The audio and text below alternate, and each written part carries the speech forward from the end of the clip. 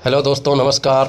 सभी भावी शिक्षकों को आज नवरात्र के रामनवमी की ढेर सारी शुभकामनाएं, ढेर सारा आशीर्वाद। और मेरा थोड़ा सा स्वास्थ्य गड़बड़ होने के कारण फिर भी क्लास ले रहा हूं भावी शिक्षकों। और ये क्लास व्याकरण से बहुत ही इम्पोर्टेंट क्लास है। सभी लोग सभी प्रश्नों को अवश्य देखें। ईश्वर करेगा एक दो प्रश्न इसमें से अवश्य परीक्षा में फंसेंगे। पहला प्रश्न कह रहा है, राम ने फल खाया। वाक्य में राम शब्द जो है ये कौन सा कारक है, ये बताना है। तो भैया स्पष्ट है, करण है, कर्ता है, कर्म है, संप्रदान है। तो राम क्या होता है? संज्ञा की परिभाषा पढ़े ही होंगे। तो राम यहाँ पर क्या हो रहा है? कर्ता। ऑप्शन आपका बी सही। प्रश्न संख्या 2 देखिए। प्रश्न संख्या 2 कह रहा है, जल्दी जल्दी किस अलंकार का उदाहरण है? भैया एक शब्द की पुनरावृत्ति 2 बार हो जाए तो वहाँ पर पुनरुक्त अलंकार होता है। पुनरुक्त प्रकाश अनुप्रास अलंकार का ही एक उदाहरण है। जब एक शब्द 2 बार रिपीट हो जाए तो वहाँ पर पुनरुक्त प्रकाश होता है। पुनरुक्त प्रकाश, अनुप्रास, उपमा, यमक। तो भैया उपमा और यमक तो है ही नहीं, अनुप्रास का ही एक भेद ये है। लेकिन यहाँ पर जल्दी जल्दी में पुनरुक्त प्रकाश है, इसलिए विकल्प आपका ये सही हो जाता है। बढ़ते हैं प्रश्न संख्या 3 की तरफ। प्रश्न संख्या 3 कह रहा है, हिंदी का पहला व्याकरण कौन सा माना जाता है? बाल बोधनी, भाषा भूषण, लल्लू लाल का व्याकरण, कामता प्रसाद गुरु का व्याकरण। तो ध्यान रहे भैया, ये चीज़ें याद करने वाली हैं। हिंदी का पहला व्याकरण कामता प्रसाद का माना गया है। हिंदी का पहला व्याकरण कौन सा माना गया है? ध्यान रहे, कामता प्रसाद गुरु का व्याकरण है, इसलिए विकल्प आपका डी सही हो जाता है। प्रश्न संख्या 4 कह रहा है, हिंदी में कितने स्वर होते हैं? 10, 11, 12, 13। भैया ध्यान रहे, कहीं कहीं कुछ बुकों में अगर जो कुल स्वरों की बात की जाए तो ये अयोगवाह जो होते हैं, अनुस्वार और विसर्ग, इनको काउंट कर लिया जाता है तो 13 हो जाते हैं। लेकिन यहाँ पर हिंदी में कितने स्वर हैं, सिंपल प्रश्न है, कुल की कोई बात ही नहीं है, तो इसलिए 11 स्वर हैं। कितने स्वर होंगे? ऑप्शन में 10 हैं, 11, 12, 13। तो ध्यान रहे भैया, स्वर 11 होते हैं, इसलिए विकल्प बी सही हो जाता है। बढ़ते हैं प्रश्न संख्या 5 की तरफ। उसने कहा कि वह आएगा, वाक्य कौन सा है? संयुक्त वाक्य, मिश्रित वाक्य, सरल वाक्य, संक्षिप्त वाक्य। भैया उसने कहा कि वह आएगा, यहाँ पर की से वाक्य जुड़ रहा है, और जहाँ पर जुड़ने की बात हो तो वहाँ पर क्या हो जाता है? मिश्रित वाक्य। ठीक, विकल्प आपका बी सही हो जाता है। बढ़ते हैं प्रश्न संख्या 6 की तरफ। प्रश्न संख्या 6, पानी पीना वाक्यांश में पानी कौन सा अव्यय है? क्रिया विशेषण, संज्ञा, सर्वनाम, विशेषण। तो भैया पानी क्या है? संज्ञा शब्द है, इसलिए विकल्प आपका बी सही हो जाता है। बढ़ते हैं प्रश्न संख्या 7 की तरफ। अमृत का विलोम बताना है। क्या बताना है? अमृत का विलोम, विष, जल, सुख, अम्ल। तो भैया सिंपल क्वेश्चन है, अमृत का विलोम विष। ऑप्शन ए सही। बढ़ते हैं प्रश्न संख्या 8 की तरफ। कह रहा, इतला का अर्थ बताइए। अनुमत, आदेश, सूचना, आशंका। तो ध्यान रहे भैया, इतला का अर्थ होता है सूचना देना। कहते नहीं इतला कर दो, मतलब सूचना देना। विकल्प आपका सी सही। प्रश्न संख्या 9 देखिए। लिखा है, नीर छीर विवेक मुहावरे का अर्थ है गंदा साफ करना, अच्छा बुरा पहचानना, दूध पानी अलग करना, सत्य असत्य पहचानना। तो नीर छीर विवेक का मतलब होता है भैया अच्छा बुरा पहचानना। विकल्प आपका बी सही। बढ़ते हैं प्रश्न संख्या 10 की तरफ। किसी पर टूट पड़ना मुहावरे का अर्थ है दया करना, हो ही नहीं सकता, हमला करना, यही सही है। किसी पर टूट पड़ना मतलब हमला करना, गुस्सा दिखाना, मजाक करना। किसी पर टूट पड़ने का अर्थ क्या होता है? हमला करना, इसलिए विकल्प आपका बी सही हो जाता है। बढ़ते हैं प्रश्न संख्या 11 की तरफ। गोदान के लेखक कौन है? मुंशी प्रेमचंद, जयशंकर प्रसाद, महादेवी वर्मा, अमृतलाल नागर। तो ध्यान रहे भैया, ये गोदान उपन्यास फेमस है मुंशी प्रेमचंद का, इसलिए विकल्प आपका ये सही हो जाता है। प्रश्न संख्या 12 देख लीजिएगा। बहुत चुनिंदा प्रश्न है भावी शिक्षकों, यहाँ से एक दो प्रश्न अवश्य मिलेंगे ईश्वर की कृपा से। कामायनी किसकी रचना है? रामधारी सिंह दिनकर, सुमित्रानंदन पंत, जयशंकर प्रसाद, मैथिली शरण गुप्त। तो ध्यान रहे भैया, ये छायावाद का प्रसिद्ध महाकाव्य है और जयशंकर प्रसाद का है, इसलिए विकल्प आपका सी सही हो जाता है, जयशंकर प्रसाद।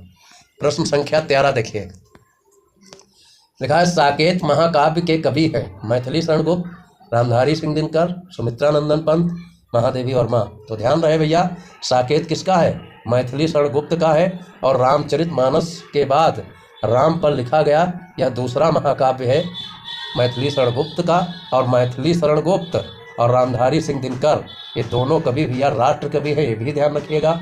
सुमित्रानंदन पंत जो है ये प्रकृत के सुकुमार कवि, प्रकृत के चितेरे कवि, और महादेवी वर्मा को जानते ही हैं, यह आधुनिक युग की मीरा कही जाती है। विकल्प यहाँ पर कौन सही होगा? साकेत, मैथिली शरण गुप्त। विकल्प आपका ये सही हो जाता है।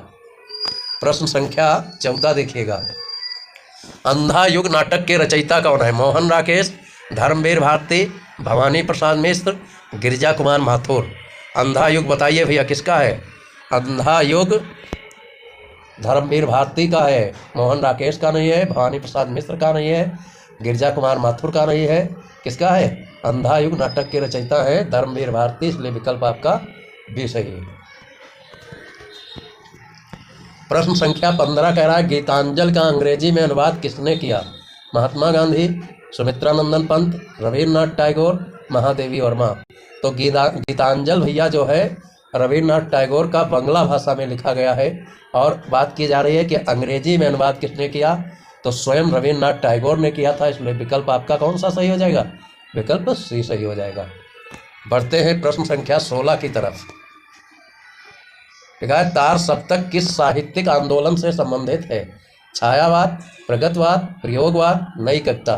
तो भैया ध्यान रहे, तार सप्तक में आधुनिक युग के 7 कवियों का समूह है और इसके संपादक कौन है? अज्ञे जी।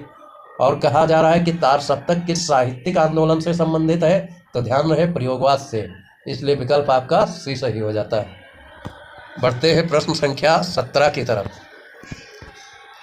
प्रश्न संख्या 17 कह रहा है पंचवटी काव्य किस कवि की रचना है? सुमित्रानंदन पंत की, मैथिली शरण गुप्त की, रामधारी सिंह दिनकर की, महादेवी वर्मा की। तो ध्यान रहे भैया, पंचवटी जो है ये मैथिली शरण गुप्त की रचना है। बहुत प्यारी इसमें कविता है। पंचवटी में चारु चंद्र की चंचल किरणें खेल रही हैं जल थल में, स्वच्छ चांदनी बिछी हुई है अवनी और अंबर तल में, पुलक प्रकट करती है धरती हरित तृणों के नोकों से, मानो तरु भी झूम रहे हैं मंद पवन के झोंकों से। बहुत प्यारी कविता है क्योंकि अनुप्रास अलंकार का उदाहरण भी है। एक ही वर्ण की आवृत्ति बार बार हुई है। और इसके किसकी रचना है भैया? ध्यान रहे मैथिली शरण गुप्त की है, इसलिए विकल्प आपका भी सही है। कभी कभी पंक्तियां दे देता है तब भी पहचानने को पूछ लेता है, तो पहचान लीजिए पंचवटी से है, मैथिली शरण गुप्त की है। अगर जो अलंकार में दे तो अनुप्रास अलंकार, अगर जो पूछे किसकी है तो मैथिली शरण गुप्त की।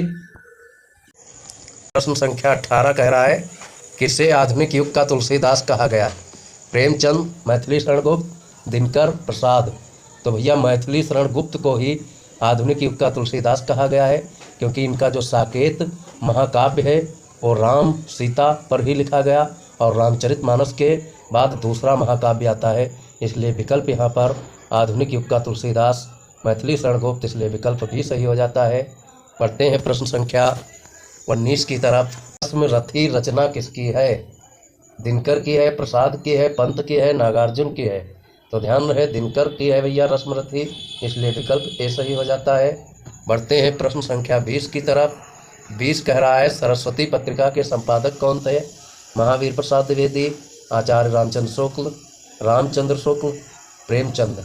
तो भैया ध्यान रहे जल्दबाजी नहीं करना है, यहाँ ऑप्शन आचार्य शुक्ल दे दिया गया, इसलिए सरस्वती पत्रिका को तो बिल्कुल याद रखना है, महावीर प्रसाद द्विवेदी। और सन 1900 में प्रकाशित होती है। कितने सन में? सन 1900 पूर्व ईस्वी में प्रकाशित होती है। और इसके संपादक यहाँ पर कौन है बताइए? महावीर प्रसाद द्विवेदी। प्रश्न संख्या 21 कह रहा है भाषा शिक्षण का मुख्य उद्देश्य क्या है? शब्द याद करना, भाषा के प्रयोग की क्षमता, व्याकरण रटना, परीक्षा पास करना। भैया भाषा शिक्षण का मुख्य उद्देश्य क्या है ये बताना है। तो भैया यहाँ पर हो जाएगा भाषा के प्रयोग की क्षमता, विकल्प आपका भी सही हो जाएगा। बढ़ते हैं प्रश्न संख्या 22 की तरफ। प्रश्न संख्या 22 कह रहा है मातृभाषा में शिक्षा देने का लाभ है। विषय स्पष्ट समझ में आता है, समय की बचत होती है, अधिक अंक, किताबें सस्ती मिलती हैं। तो मातृभाषा में भैया शिक्षा देने का जो लाभ है वो विषय स्पष्ट समझ में आता है, इसलिए विकल्प आपका ए सही हो जाता है। थोड़ा यहाँ पर भैया मातृभाषा से पेडागोजी मतलब शिक्षण विधियाँ, मातृभाषा के बारे में टीजीटी हो या पीजीटी हो या एलटी ग्रेड हो, 1-2 नंबर के क्वेश्चन पूछे जा सकते हैं, क्योंकि मातृभाषा पर ही सब निर्भर है। आधुनिक युग के जन्मदाता भारतेंद्र हरिश्चंद्र ने कहा है निज भाषा उन्नति है, सब उन्नति को मूल, पै निज भाषा ज्ञान के मिटे नहीं की सूल। याद रखिए, इसलिए 1-2 नंबर में पेडागोजी पूछी जा सकती है। प्रश्न संख्या 23 कह रहा है कक्षा में कहानी पढ़ाते समय शिक्षक को क्या करना चाहिए? तेज बोलना, बच्चों को खुद पढ़ने देना, भाव और उच्चारण सहित पढ़ना, केवल प्रश्न पूछना। तो ध्यान रहे भैया, भाव जरूर समझना है अपने और बच्चों के बीच में, और उच्चारण सहित पढ़ना है, ठीक, तभी बच्चे पढ़ पाएंगे। इसलिए विकल्प यहाँ पर कौन सा सही होगा? विकल्प आपका सी सही हो जाएगा। बढ़ते हैं प्रश्न संख्या 24 की तरफ। प्रश्न 24 कह रहा है बालकों में भाषा दोष सुधारने के लिए शिक्षक को दंड देना चाहिए, हतोत्साहित करना चाहिए, सही उच्चारण का अभ्यास कराना चाहिए, उपेक्षा करनी चाहिए। बालकों में भैया भाषा दोष सुधारने के लिए शिक्षक को सही उच्चारण का अभ्यास कराना चाहिए, इसलिए विकल्प यहाँ पर सी सही हो जाता है। बढ़ते हैं प्रश्न संख्या 25 की तरफ। प्रश्न संख्या 25 कह रहा है हिंदी पढ़ाने के कौन कौन से कौशल आवश्यक हैं?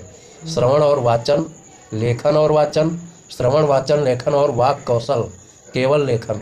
तो भैया ध्यान दीजिएगा, हिंदी पढ़ाने के कौन कौन से कौशल आवश्यक है? तो भैया श्रवण भी जरूरी है, वाचन भी जरूरी है, लेखन भी और वाक कौशल, ये सभी जरूरी होते हैं, इसलिए विकल्प आपका सी सही हो जाता है। बढ़ते हैं प्रश्न संख्या 26 की तरफ। 26 कह रहा है शिक्षण में दृश्य सामग्री का उपयोग क्या करना चाहिए, मतलब ऐड करना चाहिए? समय व्यर्थ करना है, विद्यार्थियों को उबाता है, विषय को रोचक और स्पष्ट बनाता है, शिक्षक को कम बोलने देता है। तो ध्यान रहे भैया, अगर जो ये दृश्य सामग्री ऐड की जा रही है तो विषय को रोचक और स्पष्ट बनाता है, इसलिए विकल्प आपका सी सही है। प्रश्न संख्या 27 देखिएगा। प्रश्न संख्या 27 कह रहा है मूल्यांकन का मुख्य उद्देश्य है बच्चों को डराना, शिक्षक को अंक देना, शिक्षण अधिगम प्रक्रिया को सुधारना, माता पिता को बताना। मूल्यांकन भैया शिक्षण अधिगम प्रक्रिया को सुधारने के लिए कराया जाता है, इसलिए विकल्प आपका सी सही हो जाता है। प्रश्न संख्या 28 देखिए भैया, त्रुटि विश्लेषण एरर एनालिसिस से शिक्षक को बच्चों की कमजोरी का पता चलता है, बच्चों को दंड देने का मौका मिलता है, बच्चों के अंक बढ़ते हैं, शिक्षक की गलती पता चलती है। तो भैया त्रुटि विश्लेषण एरर एनालिसिस से भैया बच्चों की कमजोरी का पता चलता है, इसलिए विकल्प आपका ए सही है। बढ़ते हैं प्रश्न संख्या 29 की तरफ। प्रश्न संख्या 29 कह रहा है भाषा शिक्षण में आनंदमय वातावरण क्यों जरूरी है? ताकि शिक्षक खुश रहे, ताकि विद्यार्थी तनाव मुक्त होकर सीखे, ताकि ज़्यादा पाठ हो, ताकि अनुशासन बना रहे। तो भैया भाषा शिक्षण में आनंदमय वातावरण इसलिए ज़रूरी होता है ताकि विद्यार्थी तनाव मुक्त होकर सीख सके, इसलिए विकल्प यहाँ पर भी सही है। प्रश्न संख्या 30 कह रहा है प्राथमिक कक्षाओं में हिंदी सिखाने का सबसे प्रभावी तरीका है केवल व्याकरण पढ़ाना, खेल खेल में भाषा सीखना, रटना, अनुवाद करना। तो भैया प्राथमिक कक्षाओं में हिंदी सिखाने का सबसे प्रभावी तरीका होता है खेल खेल में भाषा सीखना, इसलिए विकल्प आपका भी सही हो जाएगा। अंतिम प्रश्न। दोस्तों क्लास पसंद आई हो तो क्लास को लाइक करिए, शेयर करिए, चैनल को सब्सक्राइब कर लीजिए। मिलते हैं इतने ही अच्छे फेवरेट क्वेश्चनों के साथ। Thank you.